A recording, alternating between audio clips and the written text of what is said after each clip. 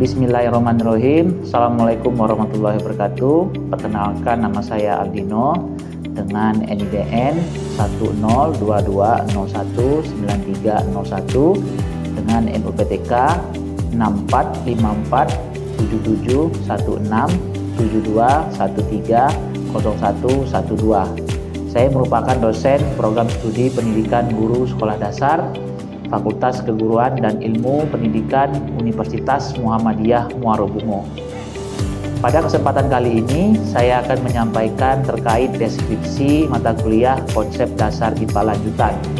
Kode mata kuliah ini yaitu 22 PGD 203 dengan bobot 3 SKS. Kemudian mata kuliah ini muncul pada semester 2. Kemudian deskripsi dari mata kuliah konsep dasar IPA lanjutan adalah pembelajaran konsep dasar IPA lanjutan mengkaji tentang konsep-konsep IPA yang meliputi bidang kajian klasifikasi makhluk hidup, adaptasi dan evolusi, kemudian reproduksi makhluk hidup, sistem gerak manusia, gelombang cahaya, gelombang bunyi, listrik, magnet, makanan, dan limbah. Melalui kajian materi kuliah ini, mahasiswa dapat memahami, mengembangkan sikap dan keterampilan ilmiah tentang pembelajaran IPA di SD.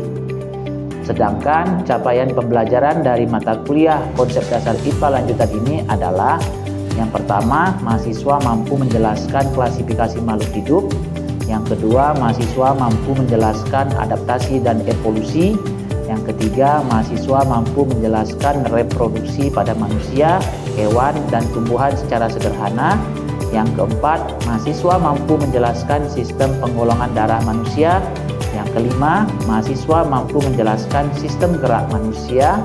Yang keenam, mahasiswa mampu menjelaskan gelombang bunyi, menganalisis sifat-sifat gelombang bunyi dan aplikasinya dalam kehidupan. Yang ketujuh, mahasiswa mampu menjelaskan gelombang cahaya, menganalisis sifat-sifat gelombang cahaya dan aplikasinya dalam kehidupan. Yang kedelapan, mahasiswa mampu menjelaskan dan menganalisis listrik statis dan listrik dinamis. Yang kesembilan, mahasiswa mampu menjelaskan, menganalisis kemagnetan dan sifat-sifatnya. Yang kesepuluh, mahasiswa mampu menjelaskan makanan. Yang kesebelas, mahasiswa mampu menjelaskan limbah. Kemudian, untuk materi perkuliahan mata kuliah konsep dasar IPA lanjutan adalah: yang pertama, klasifikasi makhluk hidup. Yang kedua, adaptasi dan evolusi. Yang ketiga, reproduksi makhluk hidup. Yang keempat, penggolongan darah manusia. Yang kelima, sistem gerak manusia. Yang keenam, gelombang cahaya. Yang ketujuh, gelombang bunyi. Yang kedelapan, listrik. Yang kesembilan, magnet. Yang kesepuluh, makanan. Dan yang kesebelas, limbah. Kemudian metode dalam perkuliahan yaitu ceramah, diskusi, dan penugasan. Media dalam pembelajaran yaitu buku pegangan dan audio visual. Terkait evaluasi perkuliahan yaitu kehadiran 20%, tugas 25%, terdiri dari kelompok 10% dan individu 15%. Ujian tengah semester 25% dan ujian akhir semester itu 30%. Kemudian dengan nilai pada mata kuliah ini, untuk nilai A itu dari 80 sampai 100, untuk nilai B dari 70 sampai 79, untuk nilai C itu 60 sampai 69, untuk nilai D itu dari 50 sampai 59, untuk nilai E itu dari 0 sampai 49. Berikut video pembelajaran secara langsung. Oke, Assalamualaikum warahmatullahi wabarakatuh. Waalaikumsalam warahmatullahi wabarakatuh. Oke, selamat pagi semua. Pagi, Pak. Oke, pada pertemuan kali ini kita akan melanjutkan perkuliahan kita pada minggu yang lalu. Oke. Sebelum kita melanjutkan perkuliahan, silakan mahasiswa saya untuk mengabsensikan dirinya melalui barcode ini.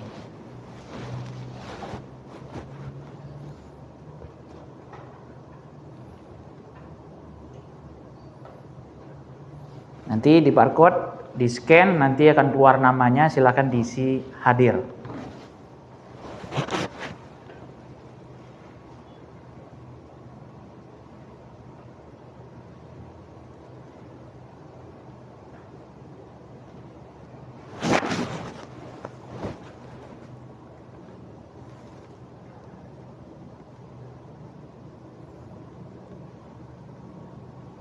Sudah? Ya, silakan. Oke, sudah. Baiklah, kita akan masuk pada pertemuan kali ini. Tapi sebelum kita menjelaskan, membahas tentang materi jenis limbah dan daur ulang, saya akan bertanya kepada mahasiswa saya sebelumnya mengenai materi kita pada minggu yang lalu. Nah, mungkin kita sudah bahas materi yang minggu lalu, kita review sedikit. Siapa yang bisa menjelaskan atau menceritakan materi kita minggu yang lalu tentang apa? Boleh angkat tangan? Ya, silakan. Materi kita minggu lalu tentang makanan, Pak. Oke. Nah, yang dimana makanan itu, makanan yang bergizi adalah makanan yang mengandung gizi yang seimbang. Oke, ya, betul sekali ya. Kita bahas tentang makanan ya. Makanan yang bergizi adalah makanan yang mengandung karbohidrat, protein, serat, ya, dan juga dilengkapi dengan minuman yang mengandung kalsium, salah satunya susu. Oke, kita akan masuk pada materi pada kali ini, minggu hari ini, yaitu tentang jenis limbah dan daur ulang limbah. Nah, sebelum itu saya akan menjelaskan dulu capaian pembelajarannya, apa yang kita dapati, apa yang kita pahami pada hari ini. Yang pertama, mahasiswa mampu menjelaskan pengertian dari limbah. Yang kedua, mahasiswa mampu menjelaskan jenis-jenis limbah. Yang ketiga, mahasiswa mampu menjelaskan karakteristik limbah. Dan keempat, mahasiswa mampu menjelaskan cara mengatasi limbah. Jadi, capaian pembelajaran keempat ini yang akan kita kuasai pada pertemuan kali ini. Oke. Nah, di sini saya ada satu gambar, ya. Boleh silakan Anda amati dulu gambar ini. Ya, ini merupakan Pandawara Group. Ya, Pandawara Group ini berisi 5 orang. Dia berada di Indonesia. Dia sangat viral sekali. Dia eksis di bidang limbah dan kebersihan. Nah, mungkin ada yang bisa mendeskripsikan dari gambar ini apa? Boleh angkat tangan, silakan. Ya, silakan. Mana pemuda Pandawara Group ini sering aktif atau sering membersihkan lokasi-lokasi di beberapa sungai tertentu? Oke, beberapa mereka ini aktif membersihkan di sungai-sungai yang kotor. Oke, baik, bagus sekali. Ada lagi? Ya, silakan. Itu tuh kayak pembuangan sampah sembarangan yang pembuangannya tuh ada di sungai, Pak. Oke, jadi masyarakat ini membuang sampah sembarangan sehingga membuang sampah di sungai. Oke, ya bagus juga jawabannya. Ada lagi? Siapa? Ya, silakan. Sekelompok pemuda sedang membersihkan saluran air yang sudah dipenuhi sampah. Oke. Ya, tadi sudah dijawab oleh 3 temannya ya. Sekelompok pemuda yang membersihkan sampah di aliran sungai. Ada orang yang membuang sampah di sungai. Nah, itu memiliki efek yang sangat berbahaya. Yang namanya sungai, dia mengalir dari hulu ke hilir. Itu akan dirasakan oleh masyarakat sekitar, khususnya orang tinggal di daerah pinggiran sungai. Nah, ini berbahaya sekali. Nah, inilah kelompok anak muda-muda yang peduli terhadap lingkungan. Mereka hibahkan dirinya ya, membersihkan sampah di Indonesia khususnya. Tapi kalau kita tidak sadar, kita tidak peduli dengan lingkungan, ya sama saja. Kalau hanya beberapa orang yang membersihkan sungai untuk hari ini bersih, besoknya sampah itu akan ada lagi karena orang membuang sampah di sungai. Kemudian dari sampah ini juga bisa menimbulkan beberapa penyakit menular yang sangat berbahaya.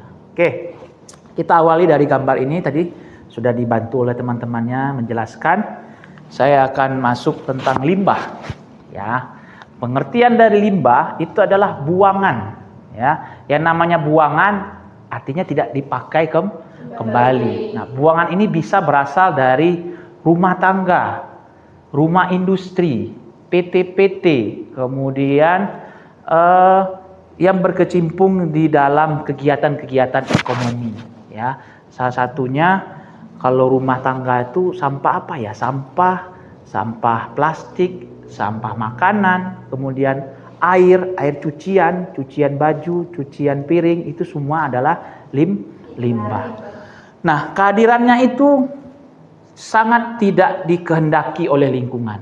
Ya, kalau lingkungan itu bisa berbicara, mereka tidak mau menerima itu. Nah, kalau tidak mau menerima, siapa lagi yang mau mengolah ini? Ya, kita sebagai SDM yang berkualitas mengelola sampah itu agar bisa diolah kembali. Nah, di sini kita akan coba nanti membahas seperti itu. Untuk pertemuan yang pada pertama ini kita akan menjelaskan tentang limbah dulu. Oke? Nah, limbah itu terbagi menjadi dua jenis, ya. Ada yang organik dan ada yang anorganik, ya. Organik itu golongannya seperti hewan yang sudah mati, bangkai yang sudah mati, kemudian batang pohon, kemudian dedaunan, ya, makanan seperti buah-buahan, kulit buah-buahan. Nah, itu semua tergolong dari limbah organik, dan itu bisa diuraikan dengan mikroorganisme. Tanpa kita sebagai manusia mengelola limbah itu bisa diuraikan oleh mikroorganisme. Nah, jadi tapi juga membutuhkan waktu yang ya mungkin sebulan, ya. Nanti dia akan hilang sendiri. Hilang itu bukan arti diambil orang, tapi diuraikan oleh mikroorganisme seperti bakteri ataupun jamur. Kemudian ada lagi golongan limbah anorganik. Nah, ini golongan limbah yang berasal dari plastik, botol kaca, ya, kemudian kaleng. Nah, itu membutuhkan waktu yang lama untuk diuraikan. Tidak bisa kita melibatkan mikroorganisme seperti bakteri dan jamur tadi. Ya, ini membutuhkan usaha kita sebagai manusia untuk mengelola sampah itu. Nah, jadi menurut jenisnya itu ada berapa?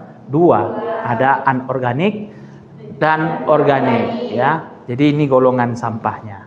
Nah, kalau yang plastik itu membutuhkan waktu kurang lebih 100 tahun untuk terurai apabila sampah plastik itu dikubur di dalam tanah. Berbeda dengan organik itu ya mungkin paling lama 1 bulan itu sudah hilang, diuraikan oleh organisme secara alamiah.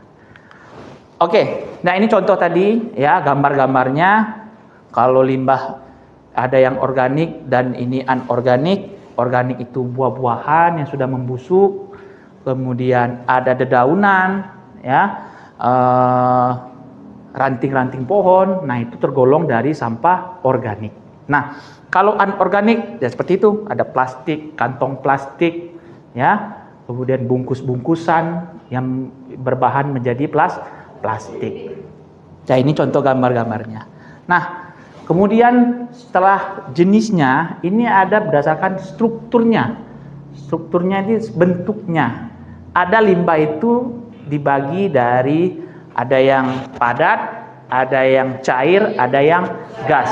Nah, mungkin kita bisa bedah sedikit ya. Kalau padat tadi contohnya tadi sudah plastik ya, botol-botolan dan lain-lainnya. Kalau cair, nah ini tadi sudah di awal putu tadi ya, yang Pandawara tadi. Limbah cair yang dibuang ke aliran air sungai, ya, ini berbahaya sekali, ya. Kemudian gas. Nah, limbah itu juga bisa berasal dari gas. Contohnya asap kendaraan, knalpot, ya. Kemudian kegiatan industri, PT-PT itu menghasilkan asap. Nah, ini ya terbagi jadi 3, dipahami ya. Oke. Ya, ini contoh-contohnya. Limbah cair itu bisa berasal dari air deterjen. Air deterjen ini air cuci baju, ya, air cuci piring itu juga limbah. Ya, kita buang ke sungai, wah itu akan mengalir ke sungai. Itu hanya untuk satu rumah. Kalau beberapa rumah, puluhan rumah dibuangnya ke sungai, ya itu akan terakumulasi banyak dan bisa menyebabkan ya limbah yang cukup luar biasa banyaknya. Ya, kemudian dari rumah sakit juga bisa, ya. Kalau kita tidak memperhatikan limbah dari rumah sakit itu ya yang berasal dari rumah sakit, nah itu juga bisa menimbulkan penyakit yang bisa menyebabkan penyakit yang berasal dari rumah sakit itu. Kemudian ada limbah padat. Apa saja itu? Ada kayu, kertas, ya, besi dan kaca. Ya, ternyata kertas juga menyumbang namanya limbah padat. Jadi kita sebagai kalangan muda ya efisienlah dalam menggunakan kertas khususnya, ya. Kemudian limbah gas. Nah, tadi sudah saya sedikit spill ya. Ada asap pabrik dan asap kendaraan. Oke. Ini tentang gas.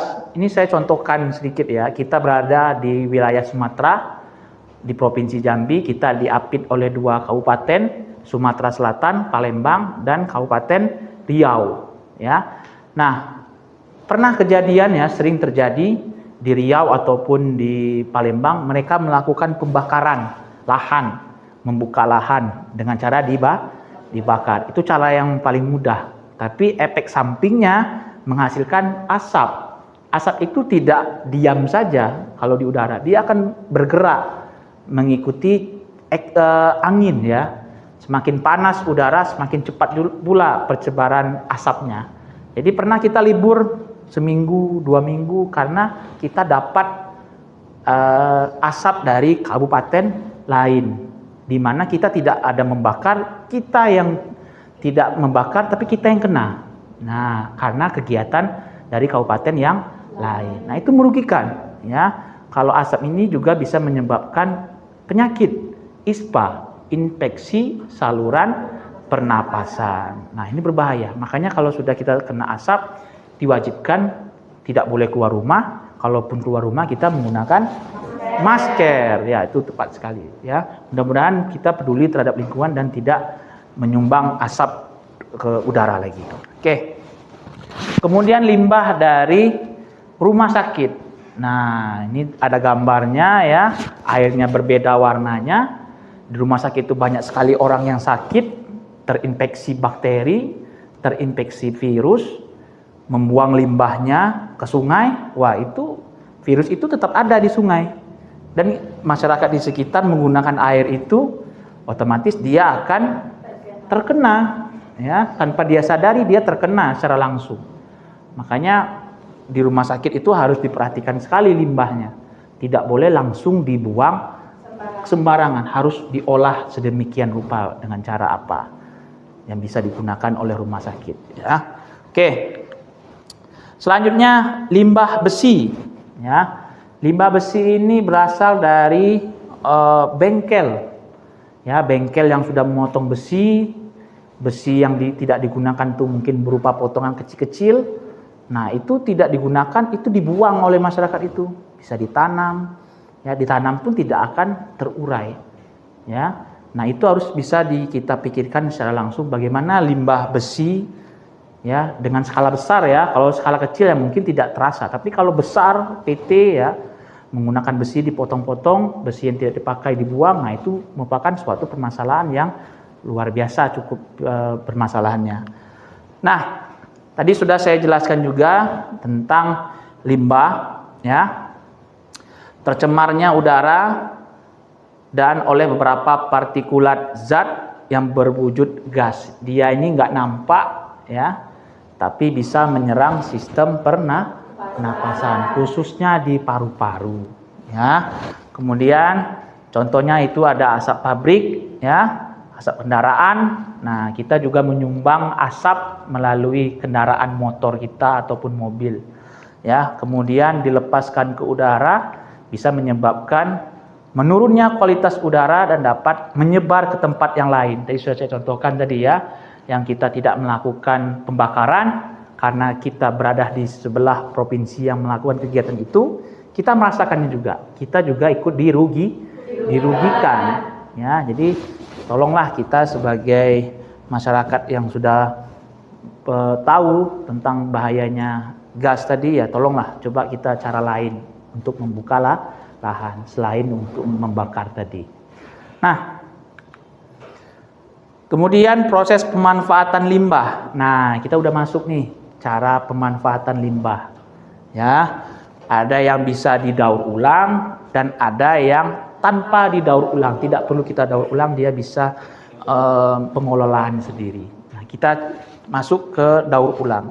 Ada kertas, botol, botol kecap, gelas, piring, ada aluminium, baja dan plastik. Nah, kita masuk ke kertas ini bisa kita gunakan untuk untuk dinding ya. Kita buat variasi di dinding, itu bisa kita hancurkan kertas, kita tempel-tempel dinding, kita buat keras sehingga menjadi relief di dinding. Itu bisa kita gunakan. Kemudian botol kecap. Nah, botol kecap ini jangan dibuang dulu, bisa dicuci, kemudian digunakan kembali untuk bumbu masakan yang lain, tidak harus dibuang ya. Kemudian piring juga sama ya, piring pecah itu bisa kita tempelkan di pas-pas bunga ya, lebih menarik lagi ya. Kemudian ada aluminium, baja dan plastik. Ini cara didaur ulangnya, dipanaskan, dimasak, kemudian dicetak sehingga membentuk bentuk ukuran atau bentuk apa yang kita mau ya cetakannya. Kemudian tanpa daur ulang. Nah, ampas tahu. Ampas tahu ini bahannya dari kedelai. Kedelai ini mengandung protein. Ya, protein ini kalau kita selesai membuat tahu itu ada ampasnya. Ampasnya itu bisa kita gunakan kembali untuk cemilan, untuk makanan, karena dia masih mengandung protein tadi. Kemudian eceng gondok. Eceng gondok ini tumbuhan yang ada di air. Fungsinya apa? Untuk menyaring air tadi agar menjadi bersih. Nah, itu gunanya eceng gondok ya. Kemudian ada dedaunan dan kotoran ternak. Ya, dedaunan ini bisa digunakan untuk pupuk kompos. Ya, kalau kotoran ternak kita bisa menggunakan biogas. Nah, biogas itu apa? Mungkin nanti bisa saya jelaskan nanti di lain waktu ya. Nah, selanjutnya, ada satu pertanyaan dari saya. Kegiatan apa yang kita lakukan terhadap sampah? Nah, di sini siapa yang bisa menjawab itu? Kegiatan apa yang bisa kita lakukan terhadap sampah ini? Ya, silakan. Jadi kita tengok dari gambar ini ada banyaknya limbah, baik limbah organik maupun anorganik. Jadi semua limbah ini bisa kita olah lagi, Pak. Seperti kegiatan 3R, reduce, reuse, dan juga recycle. Oke. Bisa kita olah kembali dengan kegiatan yang namanya 3R ya, reduce, reuse, dan recycle ya. Apa itu reduce, reuse, recycle? Nah, kita langsung masuk saja ya ke pemahamannya. Nah, reduce itu mengurangi sampah yang dibuang ya. Contohnya kita bisa menggunakan kantong belanja sendiri. Biasanya ibu-ibu nih kalau ke pasar dia bawa kantong sendiri, mengurangi penggunaan kantong plastik. Kemudian membeli produk dalam kemasan yang besar. Biasanya kalau kita beli bumbu itu yang saset-saset, yang kecil-kecil, biasakan beli yang ukurannya yang besar. Tujuannya apa? Mengurangi plastik tadi, ya. Kemudian mengurangi food waste. Nah, ini mungkin mahasiswa saya yang makannya berlebihan, tidak habis. Nah, itu dibuang. Nah, kurangi itu. Coba makan itu selalu dihabiskan, jangan sampai tersisa. Kalau tersisa artinya akan dibuang ke tempat sampah ya. Kemudian botol minum, tumbler. Nah, ini kalau bisa mahasiswa saya itu biasakan menggunakan tumbler tuh seperti itu. Itu nggak boleh menggunakan botol plastik. Mungkin bisa disimpan dulu botolnya. Nah, kita biasakan menggunakan tumbler dari rumah. Mengurangi botol plastik. Oke. Masuk ke reuse. Reuse itu apa? Menggunakan kembali sampah-sampah yang masih bisa dipakai. Ya, yang masih bisa kita pakai kita gunakan, yang kita buang langsung. Ya. Kemudian ada toples plastik bekas untuk apa itu? Bisa untuk menyimpan gula, garam ataupun alat tulis, ya. Kemudian ada galon atau botol air mineral. Bisa dipotong, kemudian dilobangi bagian bawahnya untuk digunakan pada tanaman untuk pot. Nah, ini nggak perlu dibuang lagi. Kemudian ada ember atau kaleng cat bekas, sama ini ya. Kita potong, kita gunakan kembali untuk tanaman yang baru. Ya, jadi tidak perlu kita buang lagi ke lingkungan ya. Oke. Kemudian recycle. Recycle ini adalah menggunakan kembali material atau barang yang sudah tidak digunakan ya.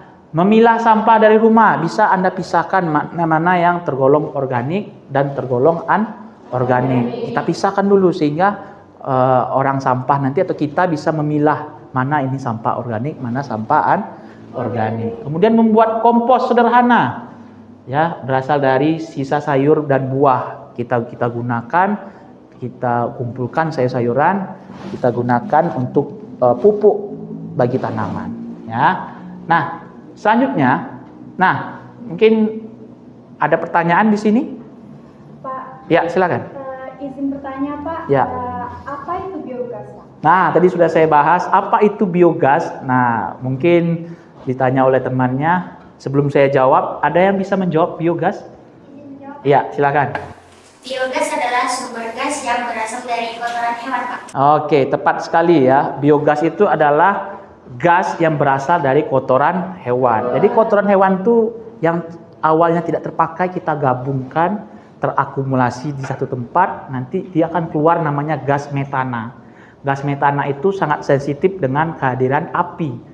Sehingga bisa menimbulkan api, daya percikan api. Sehingga itu bisa digunakan untuk masyarakat umum. Nah, itu manfaatnya untuk biogas. Oke, bagus sekali ya. Nah, tadi sudah bertanya temannya apa itu biogas. Sekarang kita masuk ke bagian evaluasi ya. Mungkin tadi sudah saya jelaskan beberapa limbah tadi ya. Mungkin bisa menjawab pertanyaan pertama, deskripsikan pengertian limbah, kemudian sebutkan dan jelaskan limbah berdasarkan jenisnya dan contohnya, kemudian sebutkan dan jelaskan limbah berdasarkan sifat dan berikan contohnya. Mungkin ada yang bisa menjawab 3 pertanyaan ini langsung?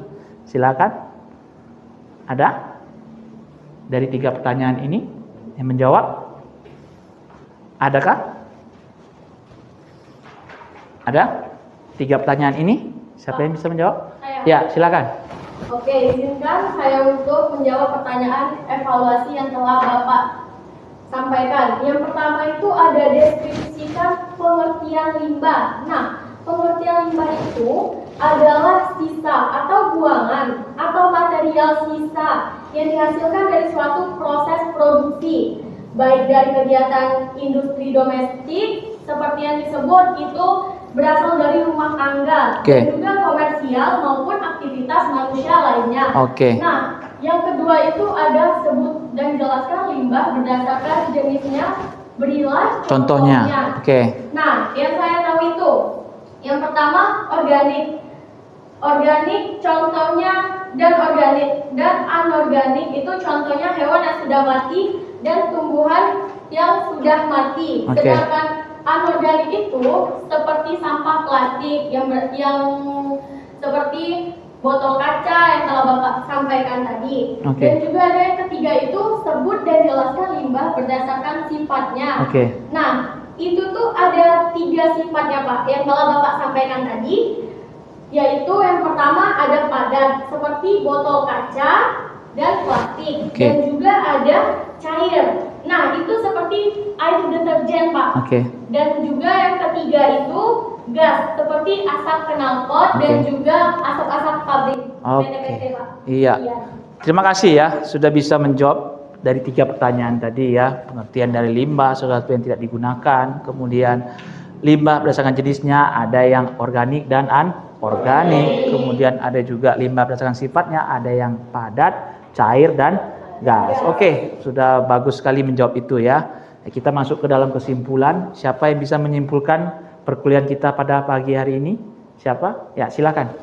Baik teman-teman, kesimpulan materi kita pada pagi hari ini yaitu tentang limbah. Nah, yang dimana limbah ini adalah sisa buangan atau material yang sudah tidak memiliki nilai ekonomi atau fungsi utama bagi pemiliknya. Jenis limbah adalah limbah, ada itu limbah tadi yang sudah oleh Bapak, limbah organik dan anorganik. Nah, serta sifat limbah itu tadi ada 3. Yang pertama itu padat, cair dan gas.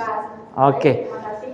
Ya, terima kasih ya. Bagus sekali kesimpulannya. Jadi sudah kita bahas semua limbah tadi ya, dari mulai pengertiannya ya, sesuatu yang tidak bisa digunakan, kemudian jenisnya, ada yang organik dan anorganik, kemudian ada strukturnya, ada yang cair, gas dan padat ya. Terima kasih ya untuk pertemuan kita hari ini. Mudah-mudahan dapat ilmu kita semua. Amin. Mohon maaf bila ada salah kata. Saya tutup dengan ucapan wassalamualaikum warahmatullahi wabarakatuh.